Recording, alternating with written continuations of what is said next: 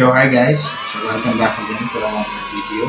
Ito na yung update din sa promo device na ni-release ni Relax just a few days ago or siguro mga 1 week na.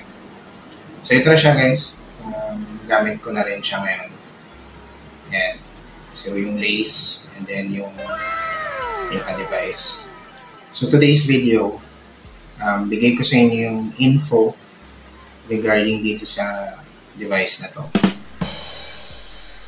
So, kakaiba siya dun sa light indicator niya kay Infinity at saka kay Essential. So, para siyang glowing yung type ng light indicator niya.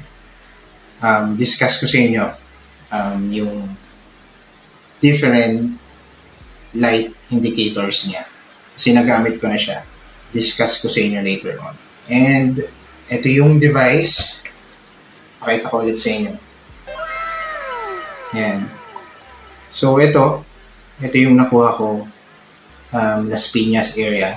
Yan. So, color blue. So, ito yung gamit ko ngayon. Yan siya. Then, meron akong nakuha na ibang kulay naman, which is yellow, white yung ano niya, yung color niya. And, ito yung mga nakita ko sa mga Relax group na finlex nila yung nakuha nilang device, which is ibang kulay din siya. So, check nyo. Alright guys, ito yung device na nakuha ko kay Relax. Yung promo device, yung pre-ordered na device. So, nakuha ko yung color blue sa Las Piñas area. And itong color yellow along Cavite area. So, baka nagtatanong kayo paano ako nakascore nito mga paps. So, alam nyo na yung sagot dyan. So, hindi ko na yan i-discuss. Alam nyo na yan. So, yung blue, ang color niya is maganda. Matte type yung blue niya. Yung pagkakakulay sa kanya. Matte. Paano ko ba i-discuss yun? Kumbaga parang sa kotse, ano ba siya? Matte yung kulay. Hindi siya shiny. Pero maganda yung texture niya. Yung yellow, ibang-iba siya dun sa blue. Kasi ito, parang shiny. Shiny yung type ng kulay niya at saka very smooth. So, parang pag nakakita ka ng kotse na bagong ligo or bagong-bago. So, parang ganun yung kulay niya. Super shiny. Then, maganda yung texture niya.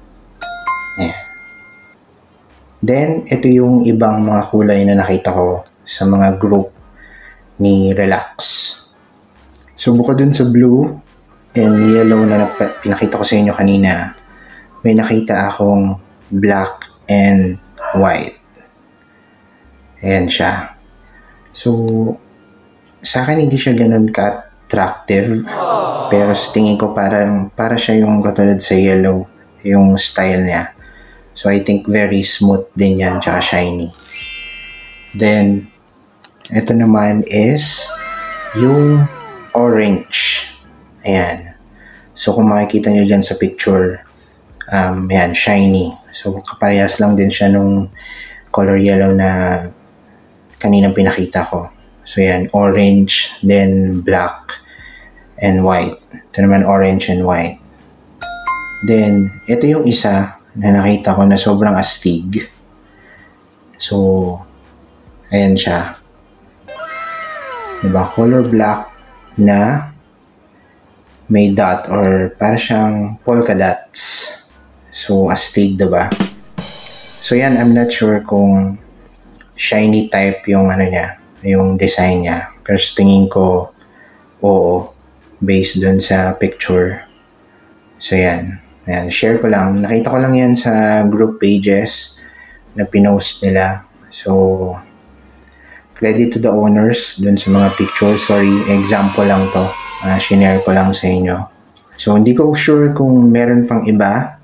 Kung meron kayong device na nakuha na yung promo ni Relax, pwede nyo sigurong ilagay sa comment below para ma-share nyo din sa iba. Ngayon, ito na. So, ginamit ko na siya nung pagkakuha ko ng device. Siguro 1 day or more. Until na-notice ko na may ibang signal light na siyang nag-appear during the time na ginagamit ko siya. So, ibig sabihin, itong light indicator na to, pag lobat na siya, nagfa-flash na yung light indicator. So, ibig sabihin, lobat na siya. So, pag hinits mo or hinipak mo, after mo siyang hipakin, yung light indicator niya is magbe-blink.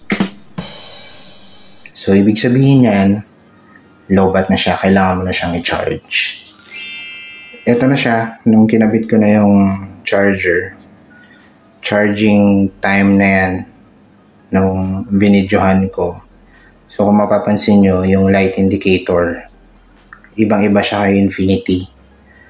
Pag kinabit mo na yung charger, so normal white lang yung light indicator niya, tapos nagpa-flash ng mabagal. Ayan. So, ganyan lang siya during charging. Unlike kay Infinity, nag-iba yung kulay niya from red to white. Basic lang yung light indicator niya pag nagcha-charge. Maximum charging time niya is more than an hour nung minonitor ko siya habang china-charge ko siya.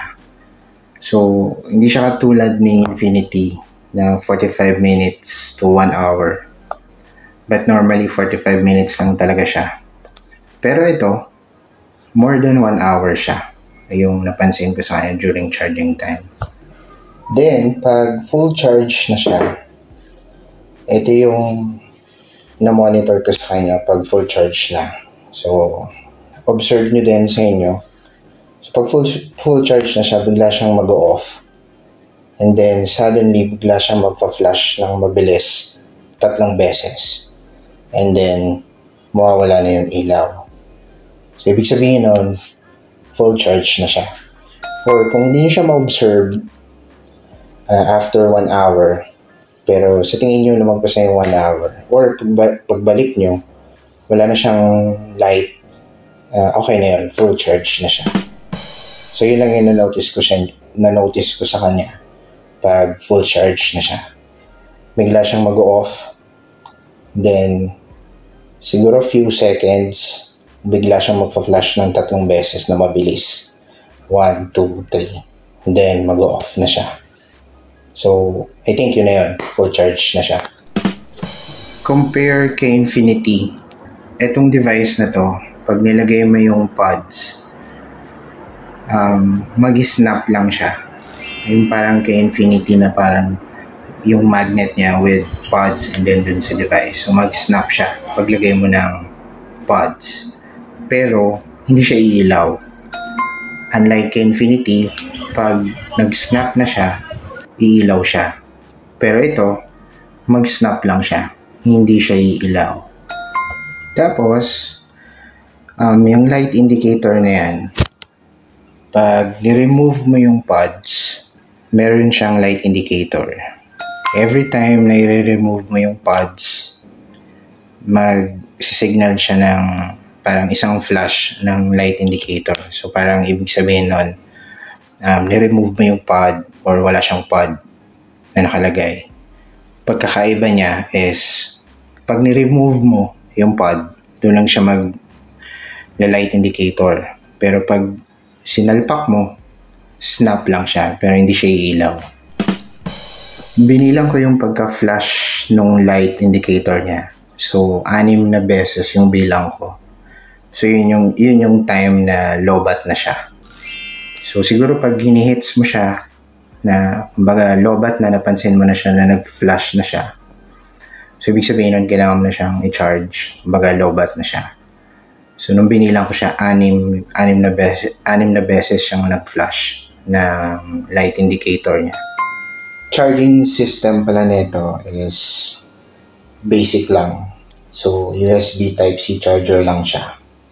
Hindi siya kagaya ni Infinity na dual charging system. Yung charging case na nabibili kay Infinity.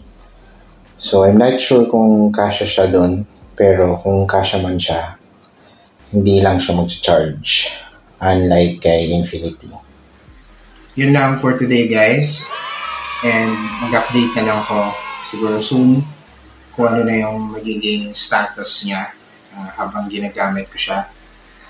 Baling ginagawa ko, kapalitan ko siya ng Infinity device ko. So, pag nalobat si Infinity, charge ko muna and then ito naman yung gagamitin ko. Then, yun, update ko na lang kayo next video, siguro soon. And I think that's all for now, guys. Don't forget to like and pa-subscribe na rin sa channel ko. And yun lang. See you again. Thank you.